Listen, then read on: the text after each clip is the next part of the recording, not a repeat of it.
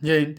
आज हम प्राथमिक क्रिया NCERT क्लास 12 ज्योग्राफी यानी भूगोल के अध्याय 4 यानी चैप्टर 4 का प्राथमिक क्रिया करने वाले हैं। इसका फर्स्ट पार्ट हम लोग पढ़ चुके थे। प्राथमिक, द्वितीयक, तृतीयक, चतुर्थ क्रिया क्या थी, ये सब बताए थे आप लोगों को कुछ कुछ। आइए आगे बताते हैं। ये सेकंड पार्ट है।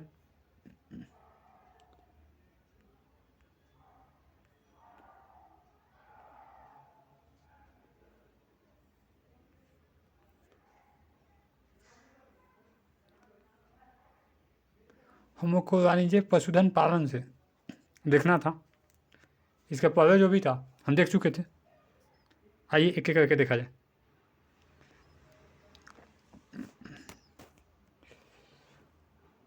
देखिए जो 84 पशु चावन था ना, देखिए आप लोग को हम दिखाए थे कि यहाँ पे स्क्रीन पे एक पिक दिख रहा होगा। तो जो 84 पशु चावन था उसकी अपेक्षा जो वाणिज्य पशुधन पालन था ये अधिक व्यवस्थित एवं पूंजी प्रधान था।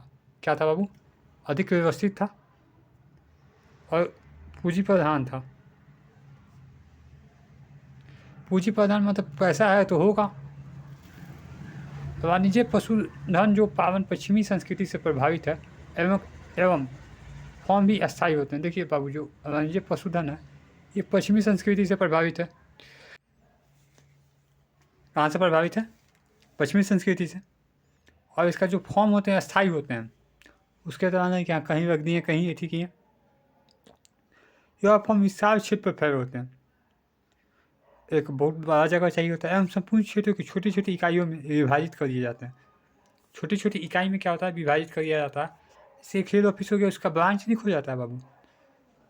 जैसे देखिए SBI हेड ऑफिस अलग रहता है, उसका ब्रांच बहुत जगह होगा। फिनो भी होगा आप लोग के आसपास। वैसे ही चराई को नियंत्रित करने के लिए इन्हें बाड़ लगाकर एक दूसरे से अलग कर दिया जाता था। मतलब बांस का एथी लगा के घेर के एक दूसरे से अलग कर दिया जाता था। बाड़ जो होता है ना बाबू, ये बांस से ऐसे देखिए ऐसे करके और एक दूसरे से क्या किया जाता है? अलग कर दिया जाता है। ठीक है, ये पार्ट इधर हो गया, ये पार्ट इधर हो गया।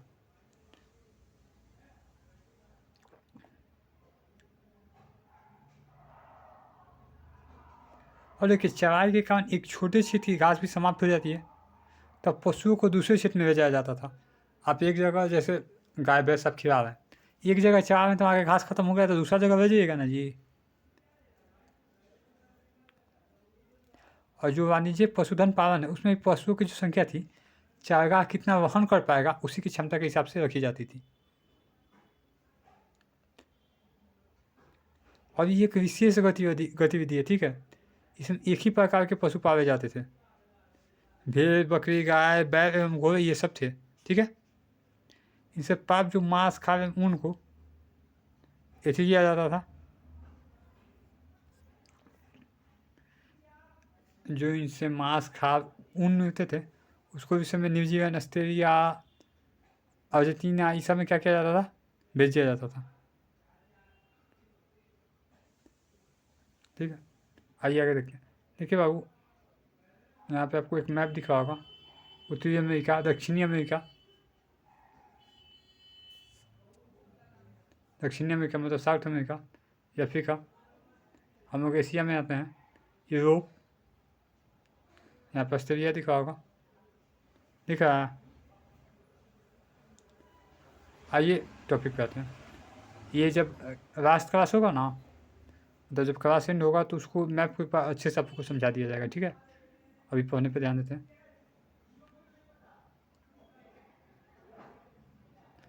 कृषि क्या है बाबू, उसको देखते हैं।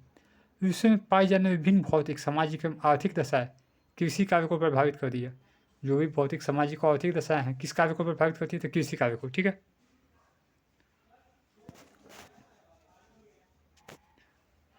एवं इसी प्रभाव का विभिन्न कृषि प्रणालियाँ देखी जाती है। कृषि विभिन्न प्रकार के फसलों को बोया जाना तथा पशुपालन विभिन्न कृषि विधियों पर आधारित होती है। जैसे विभिन्न फसल को बोया जाना, कभी चावल, कभी गेहूँ, कभी मक्का, कभी आलू, कभी कुछ। ठीक है, देखिए एक होती है निर्वाह कृषि। निर्वाह कृषि मतलब होता है कि अपना जीवन निर्वाह पर चल रहा है, उससे आमदनी बहुत कुछ नहीं होती है। इस प्रकार कृषि में कृषि क्षेत्र में बने स्थानीय उत्पादों का संपूर्ण अथवा लगभग का उपयोग करते हैं। जो वहाँ पे है वो स्थानीय उत्पाद का संपूर्ण या लगभग सामान अपने खा गए, कुछ है तो बिक गया। इनको 2 भागों में वर्गीकृत किया गया, ठीक है। कितने भाग में? 2 भाग में। कौन-कौन 2 भाग? आइए देखते हैं। देखिए पहला है आदिकालीन निर्वाह कृषि। क्या है ये? देखते हैं।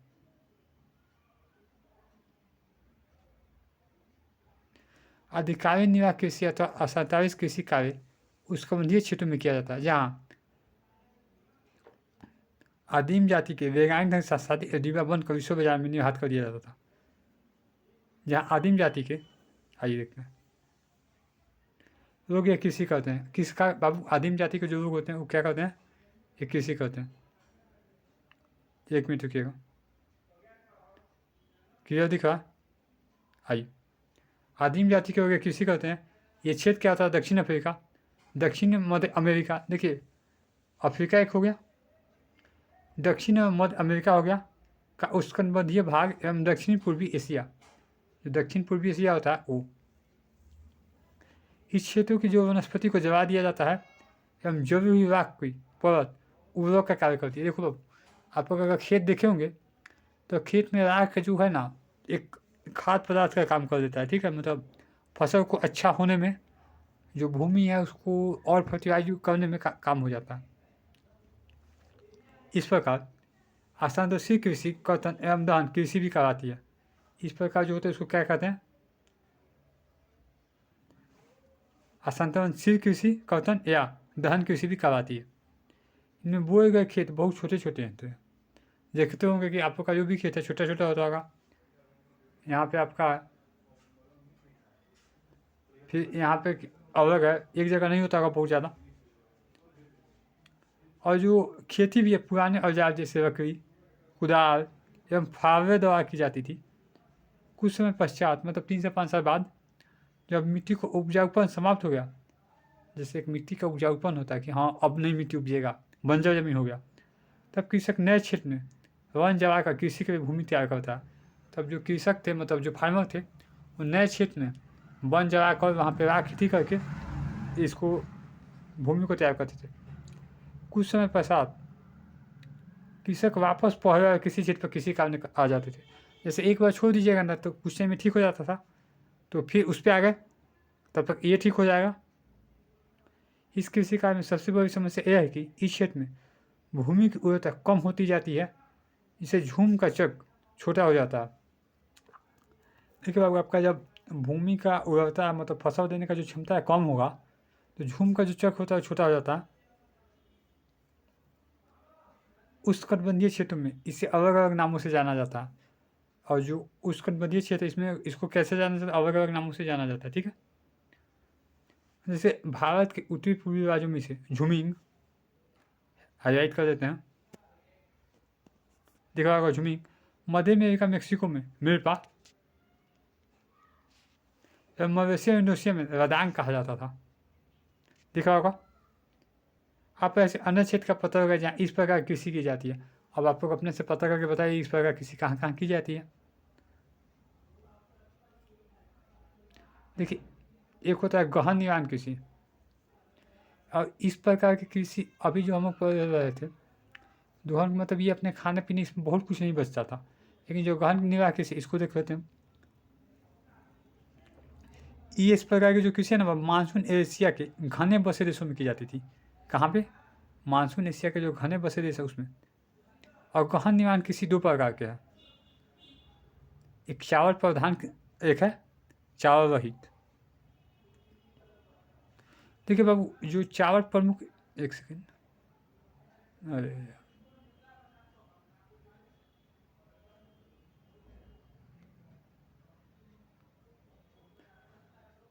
देखिए वीडियो में 1 मिनट का डिस्टर्बेंस, 10 सेकंड का डिस्टर्बेंस हो गया, उस पर ध्यान ना देते हुए आगे कंटिन्यू करते हैं।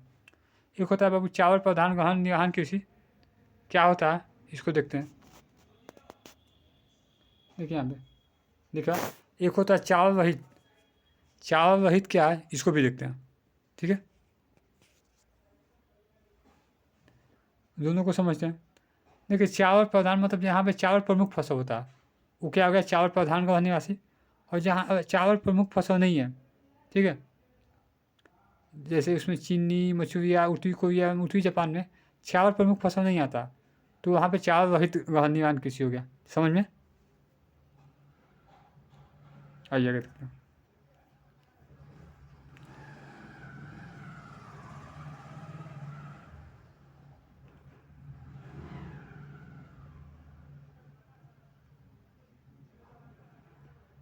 देखिए, हम लोग रोपण कृषि को अब देखेंगे कि रोपण कृषि क्या होता है। देखिए, यूरोपीय लोगों ने विश्व के अनेक भागों को अपने वशीकरण किया तथा कृषि को छंद रूप को शुरुआत की, जैसे रोपण कृषि जो वृहद स्तरीय लाभोन्मुख उत्पादन प्रणाली है। यूरोपीय रोपण कृषि में क्या होता था, इसमें जगह पौधे लगाए जाते थे, जैसे चावल के, चावल बोल रहे हैं, चाय के, कॉफ़ी के, इसको हाईलाइट कर देते हैं।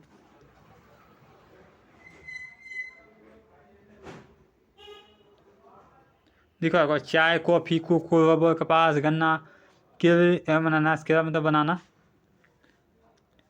इस कृषि की प्रमुख विशेषता यह है कि इसमें कृषि क्षेत्र का आकार बहुत विस्तृत होता था, मतलब बहुत बड़ा होता था। इसमें अधिक पूंजी निवेश, उच्च प्रबंध एवं तकनीकी आधार वैज्ञानिक विधियों का उपयोग किया जाता था। देखिए, इस जो रोपण कृषि है ना, इसमें पौधा लगाना होता है, इसमें पूंजी का काम होता है, उच्च प्रबंधन चाहिए, तकनीकी आधार चाहिए, वैज्ञानिक विधियों से किया जाता है। यह एक फसली कृषि है, इसमें किसी एक फसल के उत्पादन पर ही संकेंद्रण किया जाता है, मतलब एक ही फसल पे इस पर नजर लगाया जाता है, इसमें बार बार अलग अलग फसल नहीं किया जाता। जैसे जो केला बोते होंगे बिहार से जो होंगे और हाजीपुर के आसपास होंगे, या पटना से आप हाजीपुर कभी किए होंगे, हाजीपुर कभी आएंगे तो देखते होंगे कि हाजीपुर में केला का बहुत जगह एथी है, तो लोग उसमें केला ही बोते हैं।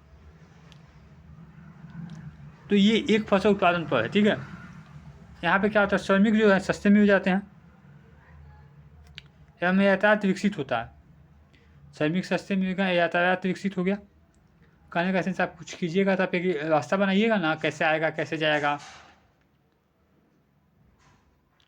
और यातायात विकसित होने क्यों जरूरी है, क्योंकि जो आपका बागान है और जो मार्केट है वो एक सुचारू रूप से वहाँ पे सामान पहुँचे, इसके लिए रास्ता ही नहीं रहेगा वहाँ पे मार्केट में जाने का, तो वो आप बेचिएगा कैसे। क्या कि आप अगर 500 बनाना का पेड़ लगाते हैं तो खाने नहीं जाइएगा, तुम में से कई को राक्षस होगा कहेगा कि ना हम ही खाएंगे। आप आगे देखते हैं। फ्रांसीसियों ने पश्चिम अफ्रीका में कॉफ़ी एवं कोको की पौधा लगाई थी। जो फ्रांसीसी हैं पश्चिम अफ्रीका मतलब साउथ अफ्रीका में, सॉरी पश्चिम मतलब वेस्ट अफ्रीका,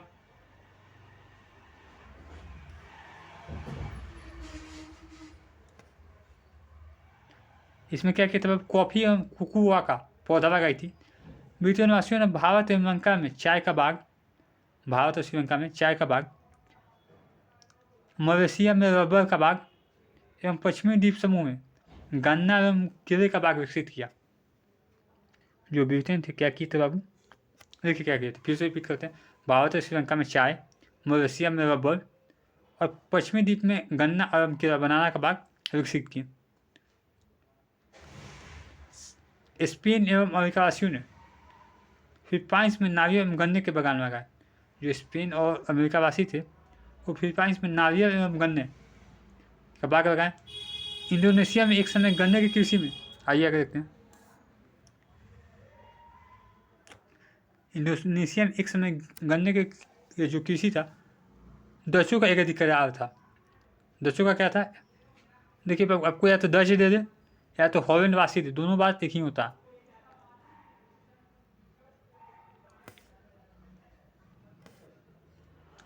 दोनों का मतलब एक ही होता।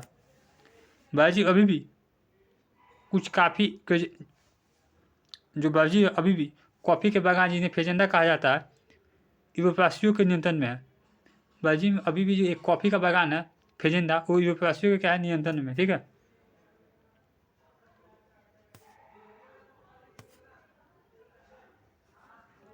वर्तमान में अधिकतर बागान का स्वामित्व देशों की सरकार अथवा नागरिक के नियंत्रण में। अब ऐसा नहीं है, वर्तमान में अधिकतर जो बागान है या तो वहाँ के सरकार के है या तो वहाँ के देश के जो नागरिक हैं उनका है। अब किसी का कब्जा नहीं है।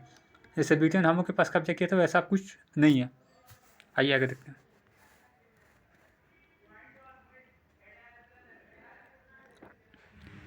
विस्तृत वाणिज्य अनाज कृषि क्या होता है, इसको समझा जाए। क्या हो गया जी, आइए देखते हैं। मध्य अक्षांशों के आंतरिक और शुष्क प्रदेशों में इस प्रकार कृषि की जाती है कि इनके मुख्य फसल गेहूँ है। जो मध्य अक्षांश का आंतरिक और शुष्क प्रदेश है, जो मुख्य फसल क्या है बाबू, गेहूँ है। यदि अन्य फसलों जैसे मक्का, जौ, राई एवं जई भी बोई जाती है। देखिए मुख्य फसल क्या है बाबू, गेहूँ है। याद रखिएगा मध्य अक्षांशों के आंतरिक और शुष्क प्रदेश का जो मुख्य फसल है क्या है, गेहूँ है। पर तो वहाँ पे मक्का, जौ, राई ये सभी बोई जाती थी। इसमें जो कृषि में खेतों का आकार होता था बहुत बड़ा होता था एवं खेत जोतने से फसल काटने तक सभी कार्य यंत्रों द्वारा संपन्न किए जाते थे। मतलब टेक्निकली ये सब संपन्न किया जाता था। इसमें प्रति एकड़ उत्पादन कम होता है परंतु प्रति एकड़ उत्पादन अधिक होता है। मतलब एक एकड़ के हिसाब से देखेंगे तो उत्पादन कम होगा, लेकिन पर आदमी के हिसाब से देखेंगे तो उत्पादन ज़्यादा होगा। ठीक है,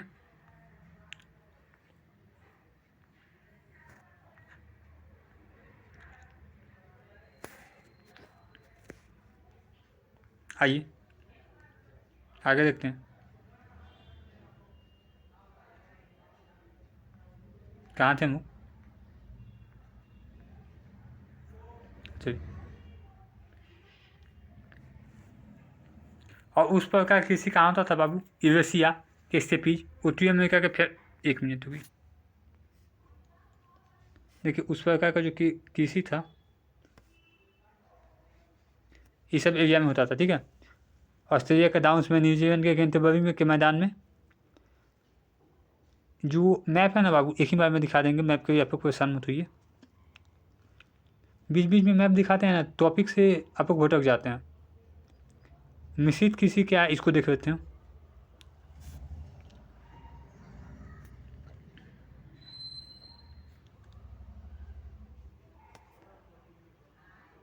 उम्मीद है कि आप लोग को दिख रहा होगा। आइए, इस प्रकार कृषि विश्व के अत्यधिक विकसित भागों में की जाती है। ये इस प्रकार जो मिश्रित कृषि है ना बाबू, ये अत्यधिक विकसित भागों में की जाती है। मिश्रित कृषि क्या होता है समझा अभी। उदाहरण जो कहाँ होता है, उत्तरी पश्चिमी यूरोप, उत्तरी अमेरिका का पूर्वी भाग, यूरेशिया का कुछ भाग एवं दक्षिण महाद्वीप के जो है वहाँ पे ही होता है। और इस कृषि में खेतों का क्या होता है, मध्यम होता है। बोई जाने वाली फसल जो होती है गेहूँ, जौ, राई, जई, मक्का, ये सब होता है। ठीक है,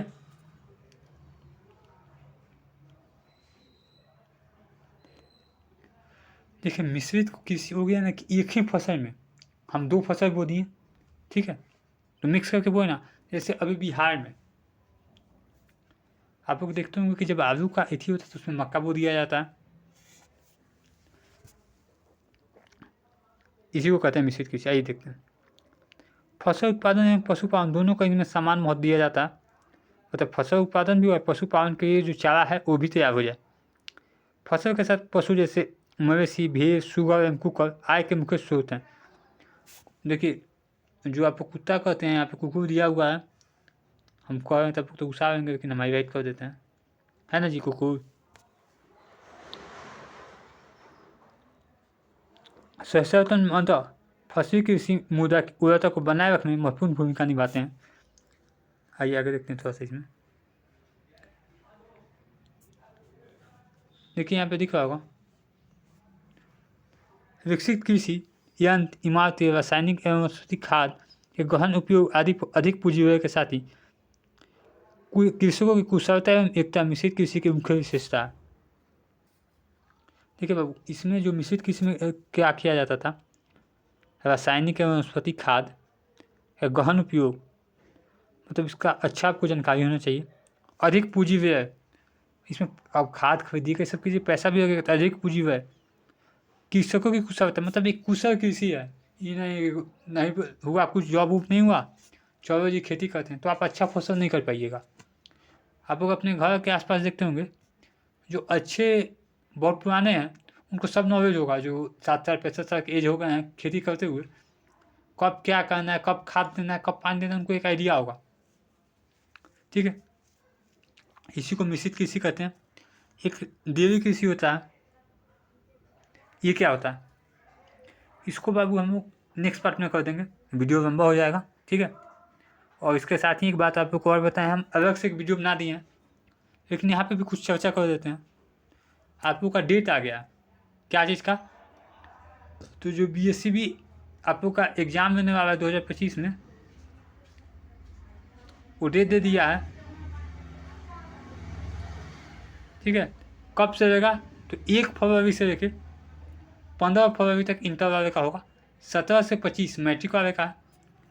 ठीक है, तो आप लोग तैयारी कीजिए, हम भी 14-15 से आप लोग को ऑब्जेक्टिव क्वेश्चन देने लगेंगे, ताकि आप लोग का तैयारी और अच्छा हो जाए।